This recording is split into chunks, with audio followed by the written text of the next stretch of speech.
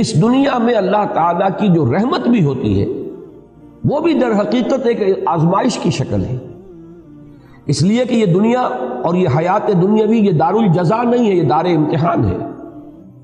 یہاں تو ہر لمحے ہم ایک امتحان سے دوچار ہیں۔ بڑی پیاری نظم ہے علامہ اقبال کی جو بانگ درا میں شامل ہے، زندگی، جس میں ایک شعر وہ بھی ہے کہ تو اسے پیمانہ امروز فردا سے نہ ناپ، جاویداں پہم دواں ہر دم جواں ہے زندگی۔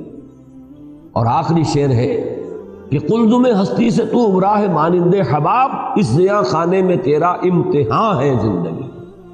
اور یہ در حقیقت ترجمانی ہے سورہ ملک کی اس آیت کی کہ ہم نے خلق الموت والحیات لیبلوکم ایکم احسن عملا۔ یہ موت و حیات کا سلسلہ، حیات مسلسل چلی جا رہی تھی، موت کا وقفہ ڈال دیا گیا، اس کے حصے کر دیے گئے تاکہ ایک چھوٹا سا حصہ علیحدہ کر لیا جائے، small chunk of our life, وہ علیحدہ کر لیا گیا تاکہ اس کو ایک امتحانی وقفہ بنا دیا جائے۔ قلزم ہستی سے تو براہ مانند حباب، اس زیاں خانے میں تیرا امتحان ہے زندگی۔ آگے چل کر اب زیادہ دور نہیں ہے، سورہ دہر میں بھی یہ مضمون آئے گا، سورہ ملک میں تو آ ہی چکا ہے بڑی وضاحت کے ساتھ، خلق الموت والحیات لیبلوکم ایکم احسن عملا۔ اور ہر لحظہ یہاں امتحان ہے، کبھی اللہ تعالیٰ کچھ دے کر آزماتا ہے، کبھی کچھ چھین کر آزماتا ہے۔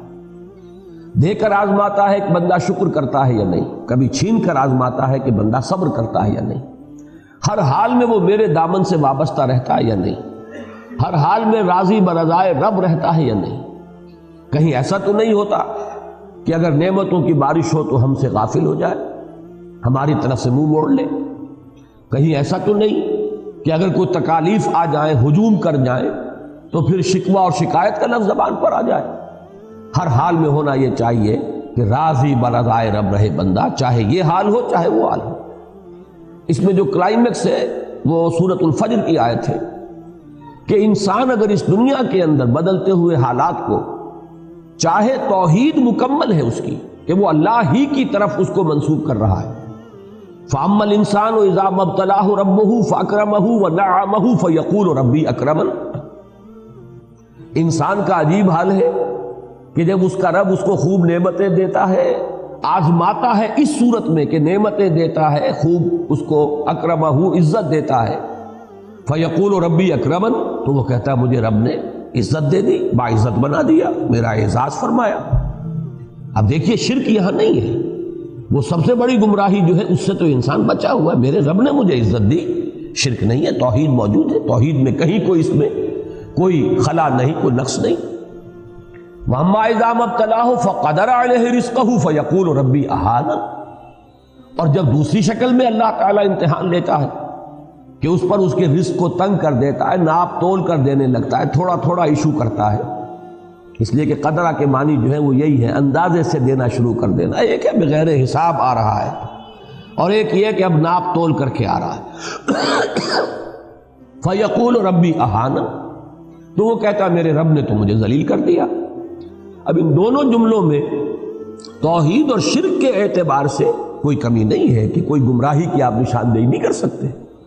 اللہ نے عزت دی اور اللہ نے ہی ذلیل کر دیا، لیکن فرمایا کلا، ہرگز نہیں۔ یہاں نفی کس اعتبار سے ہو رہی ہے کہ ابھی ہدایت کا ایک درجہ اور ہے۔ تم یہاں مال و دولت اگر مل گیا ہے تو سمجھ رہے ہو کہ یہ عزت ہے، اعزاز ہے، حالانکہ یہ بھی امتحان ہے۔ اور اگر کہیں تنگی آ گئی تم سمجھ رہے ہو یہ توہین اور تذلیل ہے، حالانکہ یہ بھی توہین اور تذلیل نہیں ہے، یہ بھی امتحان ہے۔ یہ دونوں کیفیات اس اعتبار سے برابر ہیں کہ یہ بھی امتحانی کیفیت، وہ بھی امتحانی کیفیت۔ ایک درجہ اس سے بھی اوپر ہے ہدایت کا، لَتَرْكَبُنَّ طَبَقًا عَن طَبَقٍ، ہدایت بھی درجہ بدرجہ آتی ہے۔ سب سے بڑی گمراہی تو یہ ہوتی کہ انسان یہ کہتا کہ مجھے نعمتیں ملی ہیں، یہ تو لکشمی بائی کی کرپا ہو گئی، فلاں دیوتا راضی ہو گیا، اس کی نظر عنایت ہے، مجھے یہ سب کچھ مل گیا۔ اب یہ تو ضل ضلالا بعیدا، یہ گمراہی کی بہت دور کی شکل ہے۔ اور کہیں اگر کوئی تکلیف آ گئی، فلاں دیوتا ناراض ہو گیا، معلوم ہوتا ہے کہ فلاں دیوی یا دیوتا کی نگاہ کرم ہم سے پھر گئی ہے، دو قربانیاں، آؤ کوئی ڈنڈوت کرو، کوئی تلافی کرو، راضی کرو۔ تو یہ تو سمجھیے کہ یہ گمراہی ہے دور کی۔ اس گمراہی سے آدمی چلا تو پہلا درجہ جو آیا ہدایت کا وہ توحید ہے کہ اس نے یہ کہا کہ مجھے نعمت ملی تو اللہ نے میرا اعزاز اور اکرام فرمایا، مجھ پر تکلیف آئی، تنگی آئی تو اللہ نے مجھے ذلیل کر دیا، تو اس کے اعتبار سے تو یہ ہدایت ہے۔ لیکن اب یہ تیسری سیڑھی کو دیکھیں گے تو یہ بھی ابھی گمراہی ہے۔ وہ تیسری سیڑھی کیا ہے کہ یہ دونوں حالتیں مساوی ہیں، یہ دونوں حالتیں امتحان ہیں، دونوں میں اللہ آزما رہا ہے۔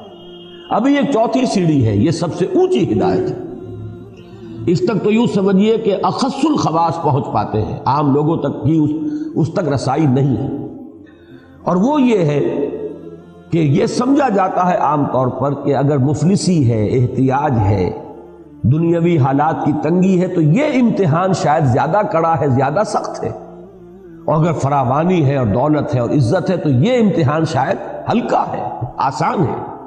حقیقت یہ ہے چوتھی سیڑھی جو ہے ہدایت کی کہ اصل میں امتحان بھاری جو ہے وہ دولت کا امتحان ہے۔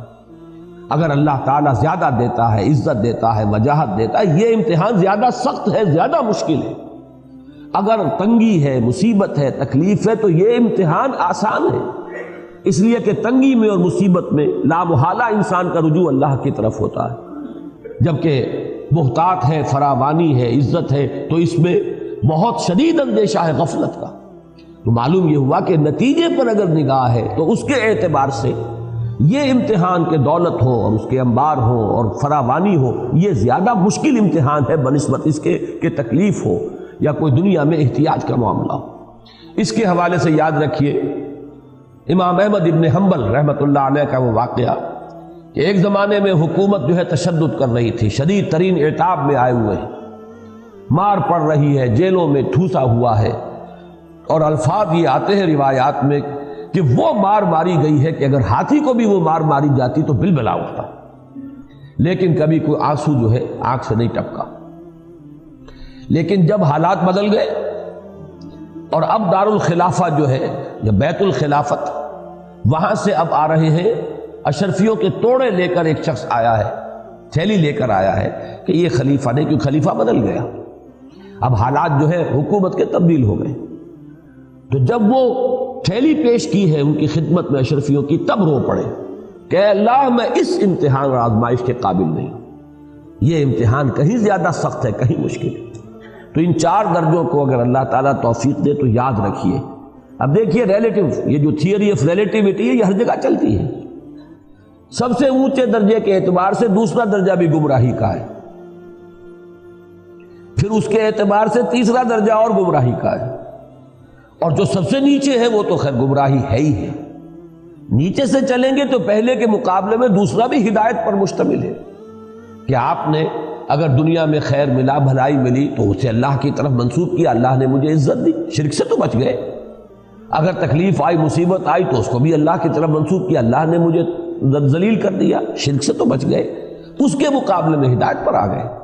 لیکن اس سے اوپر کی ہدایت ہے یہ کہ آپ ان دونوں کے اندر کوئی فرق و تفاوت ہی نہ کریں، دونوں امتحان کی کیفیات ہیں، نہ یہ عزت ہے نہ وہ ذلت ہے۔ یہی سورہ تغابن کی اس آیت کا مفاد ہے، ذالک یوم التغابن، ہار اور جیت کا فیصلہ تو اس دن ہوگا، اس دن جو بری ہو گیا عزت اس کے لیے ہے، اور اس دن جو جہنم میں جھونک دیا گیا ذلت اس کے لیے ہے، چاہے دنیا میں قارون کی دولت اس کے پاس رہی ہو اور فرعون اور نمرود کا اقتدار جو ہے اسے حاصل رہا ہو۔ اور سب سے اوپر یہ ہے کہ اصل کڑا امتحان جو ہے، حضور کی حدیث یاد کر لیجئے، ما قل و کفا خیر مما کثر و الہا، جو کم ہو لیکن کفایت کر جائے، بنیادی ضرورتیں پوری ہو جائے، کسی کے سامنے ہاتھ نہ پھیلانا پڑے، وہ کہیں بہتر ہے اس سے کہ جو کثیر ہے لیکن غافل کر دینے والی شے۔ جہاں کثرت ہوگی محتاج ہوگی، غفلت آ جائے گی۔